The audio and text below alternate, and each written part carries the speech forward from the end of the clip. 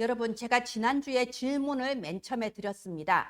영적으로 장성한 자, 영적 서밋의 자리에 오른 사람은 어떤 사람이라고 했습니까? 하나님께서 중요하게 보시는 것을 나도 중요하게 볼 수 있는 자, 이 사람이 영적 서밋입니다. 저는 항상 이 말씀이 하나님께서 제 입술을 통해서 선포하시지만 내 말이 아니고 하나님의 말씀인 것을 믿습니다. 그래서 저는 항상 이 말씀 속에 나를 적용하고 나를 돌아보며 하나님이 왜 이 말씀을 나에게 주셨는가 답을 찾게 됩니다. 제가 나중에 말씀드리겠지만 이번 주 내가 과연 영적으로 장성한 자의 자리에 있는가 많은 응답을 받았습니다. 이번 주에는 좀 더 쉬운 질문입니다. 이번 주 질문 여러분 생각하세요? 예수님은 살아 계십니다. 부활하셔서 살아 계신 예수님이 지금 어디에 계신가요? 부활하셔서 살아 계신 예수님은 지금 여러분 마음 안에 살아 계신가요? 그 사실이 진짜 믿어지나요? 확실한가요? 만약 이것이 나에게 확실하다면 살아계신 예수님이 지금 또 언제나 24시 나와 항상 함께 하신다. 하늘과 땅의 모든 권세 다 가지시고 지금 나와 영원히 함께 하신다. 이 사실이 믿어진다면 여러분은 하나님께 선택받고 은혜 받은 하나님의 자녀가 맞습니다. 여러분은 구원받은 자입니다. 우리가 이런 생각이 들 수 있어요. 뭐가 이렇게 쉬워? 아니 뭔가 이렇게 공을 세우고 덕을 쌓아야지 뭐가 이렇게 쉽냐 이렇게 생각할 수도 있습니다. 그러나 여러분 쉬우니까 복음이라고 하는 거예요. 복음을 왜 복음이라고 합니까? 쉬우니까 복음이라는 거예요. 어려우면 그게 복음이겠습니까? 복음은 쉽습니다. 어이없을 정도로 쉽습니다. 왜 이렇게 하나님은 우리에게 쉬운 복음, 아무 조건 걸지 않은 이 복음을 우리에게 주셨을까요? 예, 다음 화면 해주세요. 이 땅의 것으로는 그 무엇도 구원을 얻을 만큼 가치 있는 게 없기 때문입니다. 어떠한 조건을 걸어서 우리가 그 조건을 다 이룬다고 해도 그게 구원받을 만한 건 못 됩니다. 다 기억하세요. 이 땅의 그 무엇도 구원받을 만큼 가치 있는 건 이 세상에 없어요. 우리는 많이 착각을 합니다. 하나님이 99%를 해도 1%는 내가 그래도 뭘 하니까 되는 게 아니냐. 내가 교회를 오래 다니고 있으니까. 우리나라 속담에 있죠. 상놈은 나이가 벼슬이라고. 영적으로 너무 눈이 어두우면요 오래 다닌 게 벼슬인 줄 압니다. 그러면 내가 직분이 있어서 내가 교회를 위해서 이만큼 헌신해서 여러분 그 무엇도 이 창세기 3장에서부터 시작된 원죄 문제, 원죄에 따라오는 저주 재앙을 해결할 그런 가치는 없습니다. 때로는 여러분 불신자, 하나님 안 믿는 사람들 중에서도요 우리보다 훨씬 더 훌륭한 인격을 가진 분들이 많습니다. 우리보다 훨씬 더 많이 배우시고 지적이고 교양 있고 올바른 판단력과 실력을 갖추고 어느새 성공의 자리에 올라가 있는 사람들이 많습니다. 여러분 지금 선거철이라 여기저기 막 붙어 있잖아요. 솔직히 우리보다 조금 더 세상적으로 성공한 사람들 아닙니까? 그러나 그 어떤 성공의 자리에 그 어떤 인격과 실력을 갖춘다고 해도 집안을 타고 내려오는 영적 문제와 마귀의 역사는 절대로 해결할 수가 없습니다. 그래서 절대 불가능이라는 거예요. 인간은 절대 불가능의 존재예요. 절대 불가능의 존재로서 이미 이 땅에 태어나서 지옥을 향한 고속열차를 향해 달려가고 있는데 그 사실도 모르는 겁니다. 그래서 하나님은 우리와 의논하지 않으셨어요. 뭔가 이렇게 수준이 돼야 의논을 하는데 우리하고 의논하지 않으시고 일방적으로 우리를 구원하시기 위해서 이 땅에 오셨습니다. 사람의 몸을 입고 우리와 같은 수준으로 이 땅에 오셨어요. 그걸 성육신이라고 하죠. 직접 이 문제를 해결하신 겁니다. 어떻게요?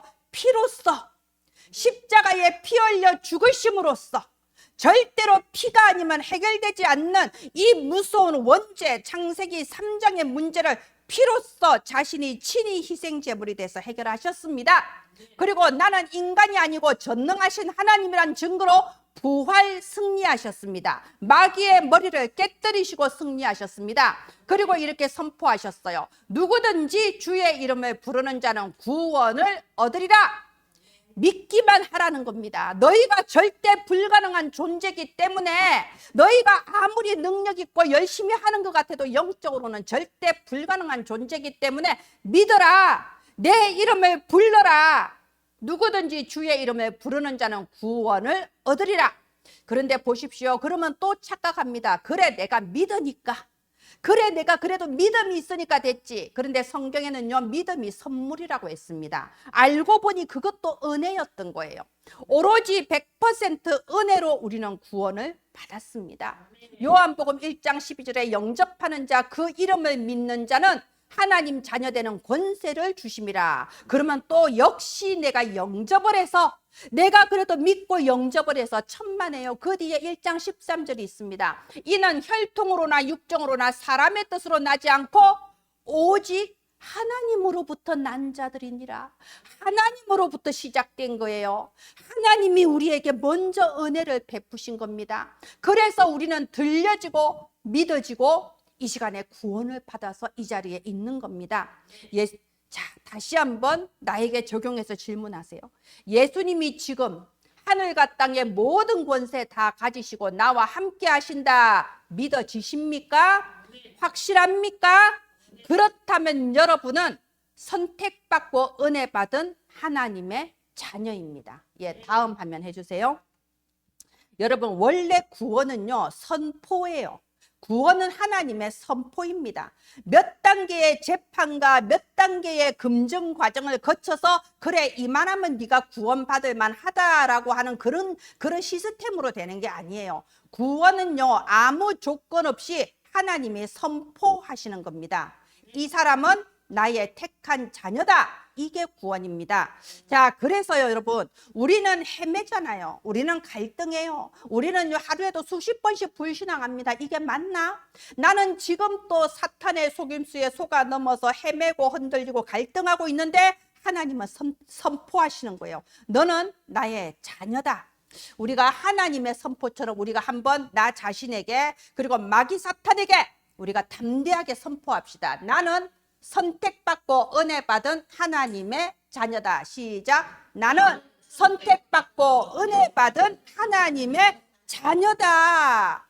여러분, 만약에 이것이 나에게서 나왔다면, 내 상태에 의해서 좌우되는 거라면 이게 얼마나 불안합니까? 우리는요, 상황 따라 감정이 흔들리잖아요. 뭔가 예배 시간에 찬양 크게 부르고 손들고 기도하면 뭔가 내가 구원받은 것 같은데, 그런데 찬양 끝나고 집에 돌아가면 허망해. 뭔가 붕 떴을 뿐입니다. 내 감정에 의해서, 내 영적 상태에 의해서 구원이 주어지고 없어지고 한다면요, 내가 흔들릴 때마다 이거는 구원도 흔들리는 거예요. 얼마나 불안합니까? 그런데 너무나도 감사하게도 이 구원은 하나님으로부터 시작된 겁니다. 성삼위 하나님께서 창세전에 저와 여러분을 선택하셨어요. 이걸 보고 예정이라고 합니다. 우리는 예정되었습니다. 그리고 하나님은 선포하시는 겁니다. 이는 내 자녀라 선포하셨어요.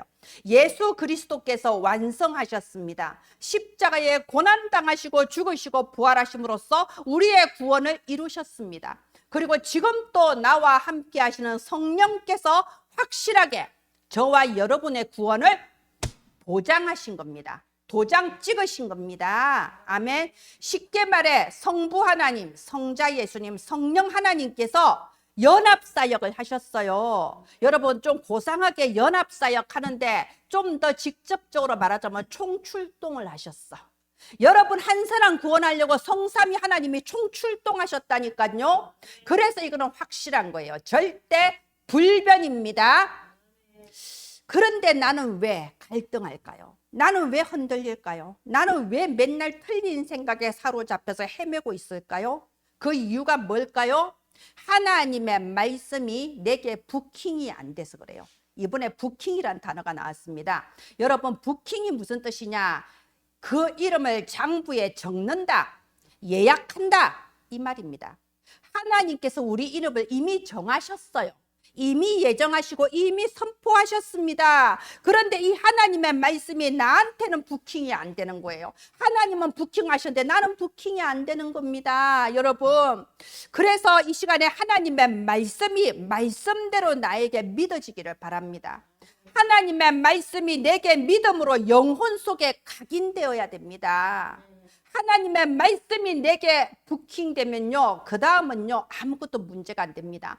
내 능력, 내 지혜에 상관없이 하나님의 말씀대로 나의 미래에 이루어지고 내 삶이 달라지는 겁니다. 증거가 나타나고 제자가 세워지고 만인 앞에 증인될 만큼 하나님이 내 인생을 이루어 주시는 겁니다.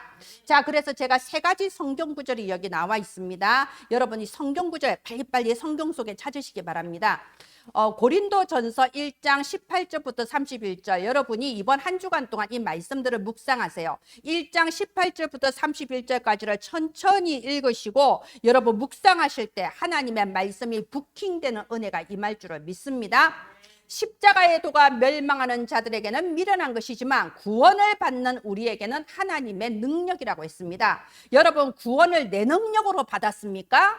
아니잖아요. 십자가의 능력으로 받았습니다. 복음의 능력으로 받았습니다. 예수님이 십자가에 피 흘리심으로써 이 마귀의 머리를 박살내셨어요. 여러분, 하등 존재는 머리라고 안 해요. 뭐라고 하나요? 대가리라고 해요. 사탄의 대가리를 박살을 내버렸다니까요. 그런데 꼬리가 남아서 파닥파닥 하는데 그걸로 우리를 헤매게 만드는 거예요. 이미 끝났습니다. 예수는 그리스도. 모른 문제 끝났어요. 그런데 그 꼬리 파닥파닥 하는데 속아서 이게 맞나 저게 맞나 맨날 헤매고 옛날 습관, 옛날 체질, 옛날 말, 불신앙, 불평이 나오는 겁니다. 십자가의 능력으로 완전히 끝내셨습니다. 고린도전서 2장 1절부터 12절 말씀 여러분 잘 묵상하기를 바랍니다. 바울이 이렇게 말합니다. 내가 너희에게 나갈 때 말과 지혜의 아름다운 곳으로 나가지 않았다고 했습니다. 2장 2절에 내가 너희 중에서 예수가 그리스도인 것과 그가 십자가에 못 박히신 것 외에 아무것도 알지 아니하기로 뭐 했다고요? 작정, 결단했다 이겁니다. 여러분, 바울은 그때 시대에서 최고의 지식층이었어요. 그 당시에 보기 드문 지성인이었습니다. 헬라 철학과 유대 율법에 다 능통한 지식인이었어요. 그런데 이 사람이요 결단한 거예요. 나는 다른 거는 다 모른다. 오직 예수가 그리스도이신 것과 그가 십자가에 못 박혀서 이 문제 완전히 끝냈다는 이 복음만 알고 복음만 전하겠다. 왜 그럴까요? 여러분, 우리가요 설명을 잘해서 구원을 받는 게 아닙니다. 한 사람의 영혼이 구원받는 게 내 설명에 달려있지 않습니다. 우리가 현장에 나가거나 또 여기 교회 안에서 워크숍 하잖아요. 왜 하나요, 여러분? 내 설명에 달려있지 않은데 여러분이 나는 말을 못해. 난 딴 사람이 해야지. 전혀 용기 자체를 못 내니까 이걸 내게 각인뿌리 체질하려고 하는 거예요. 자, 내 말과 지혜의 아름다운 것으로 구원받는 것이 아닙니다. 중요한 건 뭡니까? 고린도전서 2장 12절에 보면요. 하나님의 영이 우리에게 딱 임할 때 어떤 일이 벌어지냐? 하나님께서 우리에게 은혜로 주신 게 깨달아집니다. 하나님께서 우리에게 아무 대가 없이 아무 조건 없이 은혜로 주신 거 예수 그리스도의 복음이 깨달아지게 하시는 거예요. 이걸 성령의 조명하심이라고 합니다. 빛을 쫙 비춰주면 깨달아주는 겁니다. 내가 어떻게 말하든 상관없이 전도자의 말 한마디에 성령께서 빛을 비춰주셔서 그 사람이 구원을 받는 겁니다. 우리가 오늘 현장에 나갈 때 또 우리가 전도합니다. 그런데 여러분, 내 말이 아니라 성령의 조명이 임하시면은 하나님이 택하신 자가 알아듣고 구원받습니다. 여기에 심부름하게 되시기를 예수님 이름으로 축원드립니다. 또 중요한 구절, 우리가 읽은 고린도전서 3장 16절입니다. 여러분, 구원이 뭔가요? 구원, 뭐라고 말할 수 있습니까? 성령께서 내주하시는 게 구원입니다. 성령 내주, 이게 구원이에요. 거룩하신 하나님의 영이 나와 함께 하시는 거. 그래서 여러분, 이 영은요 눈에 보이지가 않아요. 영은 눈에 보이지 않기 때문에 내가 구원받으러 겉으로는 표시가 안 나는 겁니다.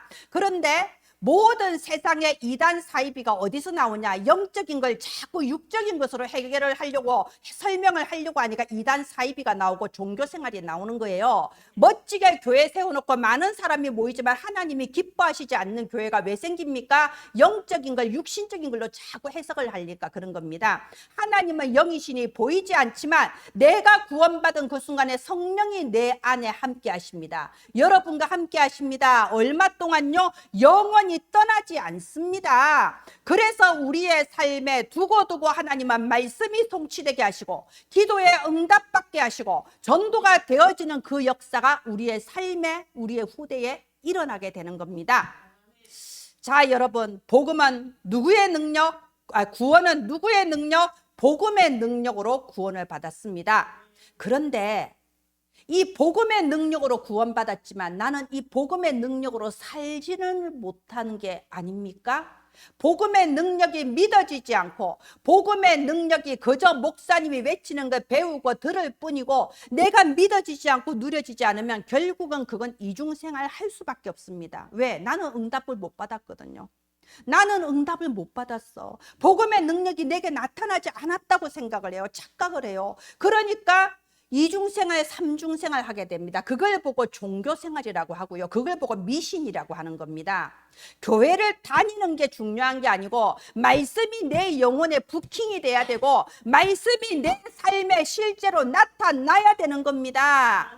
예, 다음 화면 해주세요. 그래서 여러분, 복음의 능력이 나타나는 삶이라고 했습니다. 근데 제가 그냥 이걸 이렇게만 쓰면 여러분 착각해요. 그래, 복음의 능력이 내게 나타나야 돼. 내가 뭔가 해야 돼. 아니요, 뭐 하나 빼먹었어요. 복음의 능력이 사이에 무슨 글자가 들어가냐? 당연히. 복음의 능력이 당연히 나타나는 삶. 여러분, 빛은요 저절로 빛이 비치게 돼 있는 겁니다. 빛을 비췄는데 빛이, 우리가 불을 켰는데 빛이 점진적으로 노력해보자, 빛 좀 비춰보자 어쩌고 저쩌고 해서 빛이 비치는 게 아니잖아요. 빛을 비추면 저절로 밝아지는 거예요. 내 삶의 복음의 능력은 당연히 나타나게 되어 있습니다. 말씀이 내게 와닿으면 되는 거예요. 이 시간에 하나님의 말씀이 여러분의 영혼 속에 부킹되는 시간 되기를 예수님 이름으로 축원드립니다. 우리가 고린도전서 4장 1절에 보면요, 사람이 마땅히 우리를 그리스도의 일꾼이요 하나님의 비밀을 받은 자로 여길지어다. 여기서 사람이 마땅히 이 말은요, 신자든 불신자든 상관없이 보면 보인다는 이 말입니다. 마땅히는 당연이라는 말이에요. 세상 사람들이 우리를 봤을 때 당연히 저 사람은 하나님의 비밀을 맡은 자구나, 그리스도의 일꾼이구나 보이는 게 당연하다는 겁니다. 당연합니다. 그죠? 그런데 2절에 보면요, 맡은 자들에게 구할 것은 뭐라고요? 충성이니라. 우리가 예수 그리스도의 비밀을 맡았는데 우리가 뭐 한다고? 하나님께 기도하는 거예요. 하나님, 내가 충성된 제자가 되게 해주세요. 이거 기도하는 겁니다.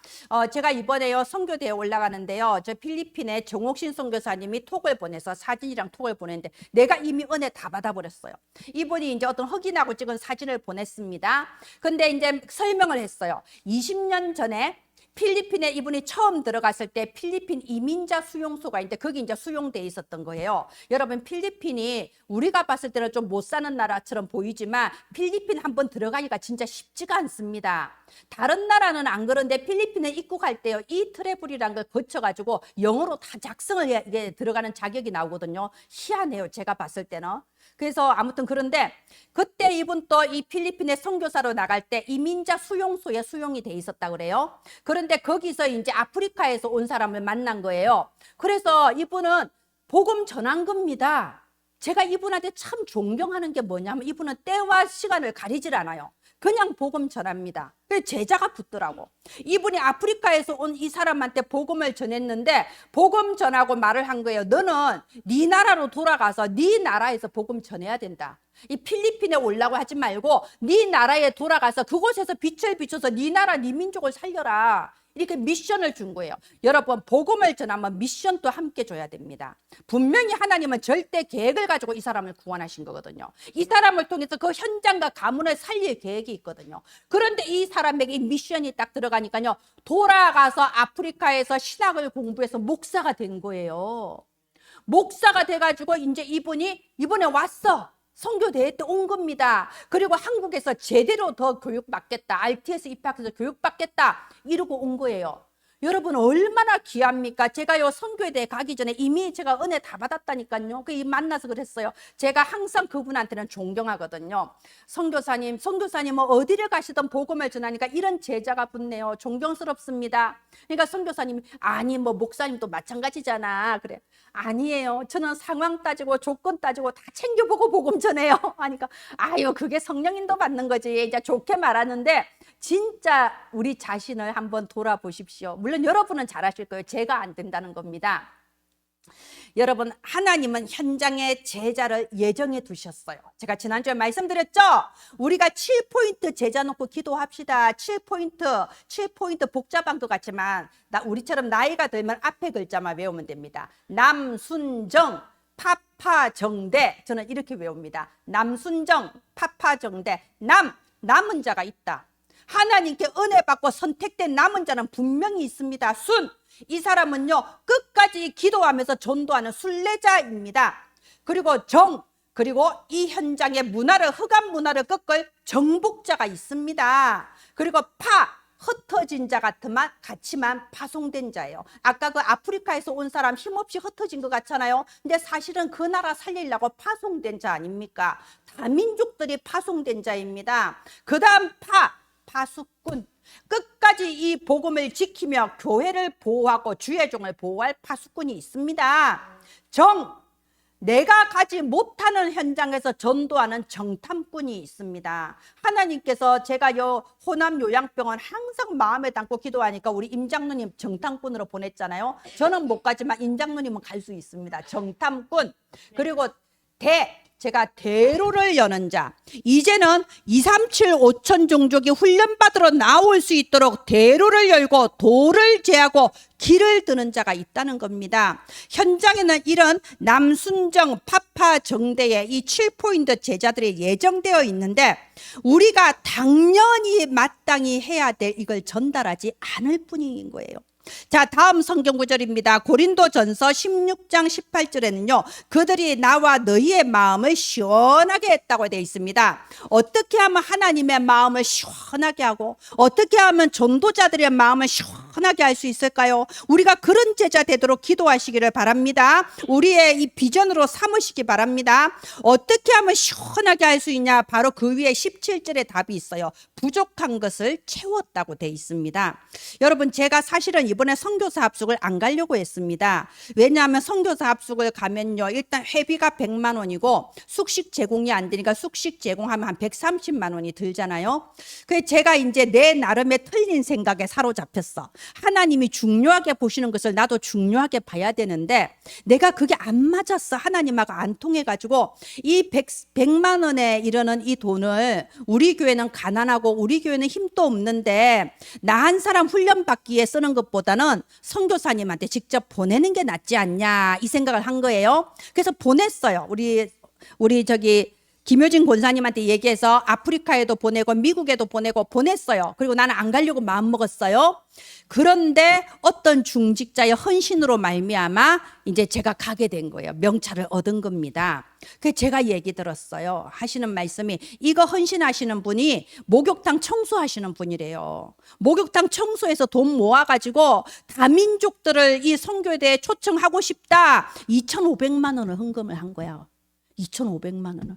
25명 올 수 있게. 그런데 이 다민족들이 비자가 안 나왔어. 원래 우리나라가 비자 받기가 쉽지 않아요. 못 사는 사람들은. 비자가 안 나오는 바람에 돈이 좀 남아서 저 같은 사람에게까지 이게 혜택이 돌아와서 간 겁니다.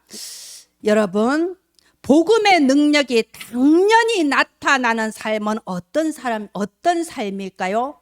일단은 나의 생각에 붙잡히면 안 됩니다.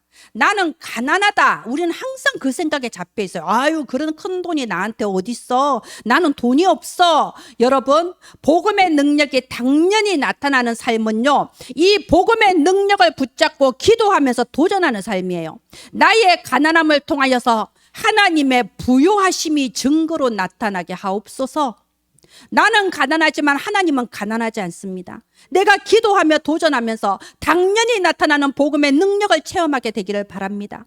나는 못해. 제가 전도사 때부터 시작해서 교역자 생활하면서 교회에서 제일 많이 들은 말이 나는 못해요.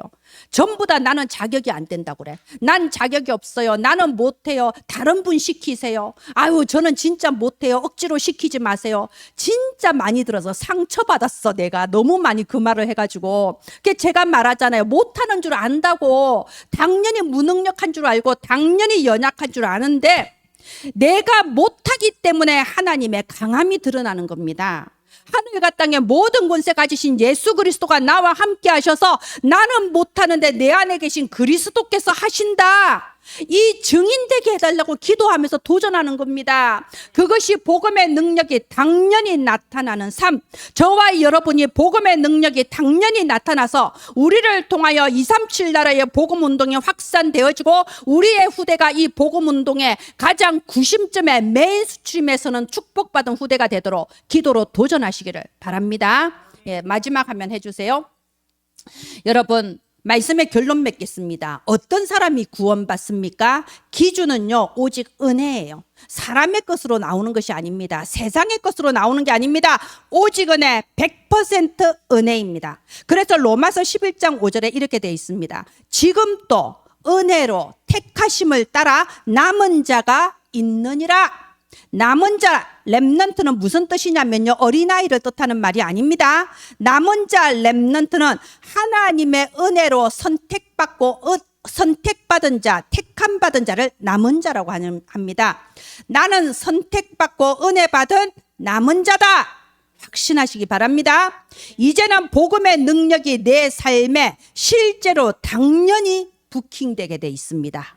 복음의 능력이 나타나게 돼 있습니다. 그래서 또 다른 제자를 남길 수 있는 남길 자입니다. 아까 말씀드렸죠. 그 이민자 수용소에서 만났는데 그냥 당연히 복음 전하고 당연히 미션 줬는데 이 사람이 내가 내 민족 내 나라 살리겠다. 다시 선교사로 파송이 되지 않습니까? 이게 남길 자라는 거예요. 우리의 능력 아닙니다. 우리의 지혜가 아닙니다. 나를 초월하는 그리스도의 권세와 능력이 내 삶에 당연히 나타나서 또 다른 제자를 남기는 저와 여러분이 되시기를 예수님의 이름으로 축원드립니다. 기도합니다. 하나님 은혜를 감사합니다. 오직 은혜, 오직 복음의 능력으로 우리가 이 자리에 섰습니다. 내가 연약하고 무능하기에 하늘과 땅의 모든 권세 다 가지신 주 예수 그리스도의 그 권세를 이 시간에 기도합니다. 우리의 삶에, 우리 사랑하는 은혜나무 성도들의 삶에 그리스도 복음의 능력이 사실적으로 당연히 나타나게 하여 주시옵소서. 또 다른 제자를 남기는 최고의 응답을 주시고 만민 앞에 증인될 만큼 유일성의 증거를 주시옵소서. 살아계신 주 예수님 이름으로 기도합니다. 아멘.